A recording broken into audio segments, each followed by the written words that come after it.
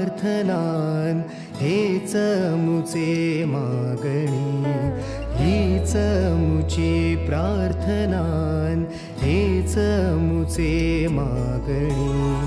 माणसाने माणसाशी माणसा समवागणे,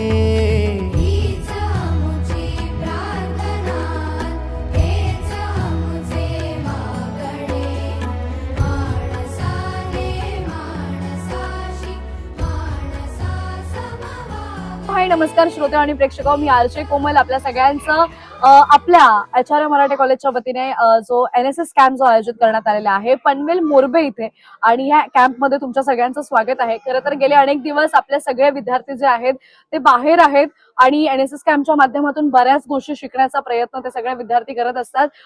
राजू मुंबईकर सर आज माझ्यासोबत आहेत आणि एक सर्प मित्र म्हणून सरांची ओळख आहे आणि त्याविषयीच आज एक विशेष जे आहे लेक्चर जे आहे ते सरांचं इथे ठेवण्यात आलं होतं. सर, तुम्ही गेली अनेक वर्ष आपल्या ह्या NSS कॅम्प सोबत जोडले गेलेले आहात आणि इथे दरवर्षी विद्यार्थी हे वेगवेगळे येत असतात, विद्यार्थी बदलत असतात, आणि हा कॅम्प तुमचा आतापर्यंतचा अनुभव कसा आहे, काय वाटतंय, काय सांगाल? खूप छान वाटलं. मी दरवर्षी स्तुती करत असतो. एक स्टुडंट आहे तिथे, त्यांना माहिती आहे, कारण मी ते NSS कॅम्प करतो. ॲट ए टाइममध्ये 100च्या वर मी प्रत्येक ठिकाणी जाऊन हे फ्रीमध्ये लेक्चर करत असतो. पण इथं आल्यानंतर एक विशिष्ट प्रकारचं हे जाणवतोय की स्वच्छता असेल किंवा बोर्डिंग असेल, कुठलं काय असेल, भोजनाचं आहे वगैरे, हे एकदम सगळीकडे टापटीपणा आहे हे निश्चितच आहे. आणि कुठे असं कुठे कमतरता जाणवत नाही. म्हणजे रिस्पॉन्स असेल, पाहुणे आले असतील किंवा इतर डिसिप्लिन, हे खूप चांगलं आहे. सर, खरं तर आज तुम्ही जे विशेष आपलं लेक्चर होतं, स्पेशल हे होतं ते सर्पमित्र आणि एकंदरीतच या सगळ्या गोष्टींना अनुसरून होतं.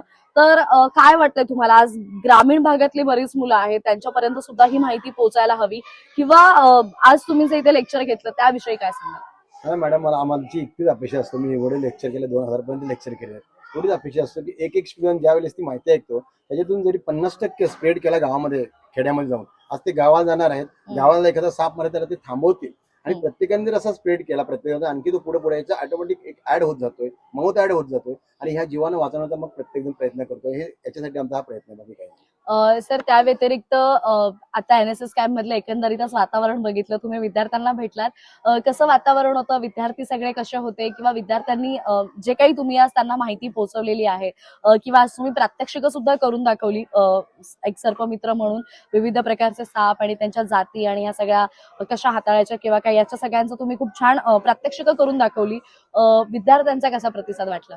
खूप चांगला. म्हणजे ऍक्च्युली ज्या वेळेस मी एक अर्धा तास बोललो त्यावेळेस त्यांना असा म्हणजे एखादा भीतीसारखं वातावरण होता. ज्यावेळेस खरोखर त्यांना मी सांगितलं की बाबा रे असं साप नसतात, पूर्ण माहिती मिळाल्यानंतर सापांविषयी त्यांचा माइंड एकदम फ्री झाला.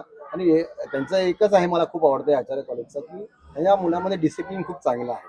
म्हणजे ते आवडीनं ऐकतात. असं काहीतरी सर कोणतरी आलेत, कोणतरी लेक्चर देतोय, ऐकायचं म्हणून असं नाही, ते आवडतं. आणि त्याची माहिती मी आता नंतर लेक्चर संपला विचारली, सापांची नावं सांगा, विषय वगैरे ॲक्युरेट सांगली.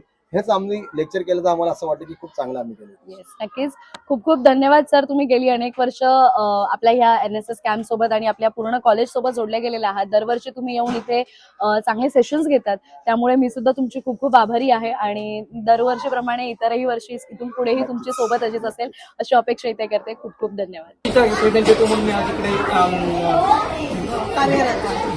भेट दिलेली आहे आणि खरंच हे आचार्य मराठे कॉलेजचे विद्यार्थी, त्यांचे प्रोग्राम ऑफिसर्स आणि त्यांचे प्राध्यापक, मॅनेजमेंट या सगळ्यांच्या मदतीने, त्यांच्या सहकार्याने आणि त्यांच्या मार्गदर्शनाने हे खूप छान पद्धतीने काम करत आहेत, हेच मला सांगावं असं वाटेल.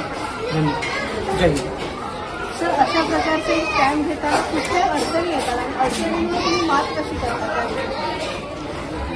कोणतंही चांगलं काम करायचं म्हणजे अडचणी ह्या आल्याच, आणि अडचणीवरती मात करणं किंवा त्यातून मार्ग काढणं हे आमच्या NSSच्या विद्यार्थ्यांना सांगण्याची गरज लागत नाही. जी गोष्ट टेक्नॉलॉजीने होत नाही तीही NSSच्या जुगाडू डोकेबाजीने नक्कीच होते. आणि तेच सांगायचं असतं की आपण एकत्र काही करायचं ठरवलं, एकीने काही करायचं ठरवलं तर नक्कीच होऊ शकतं.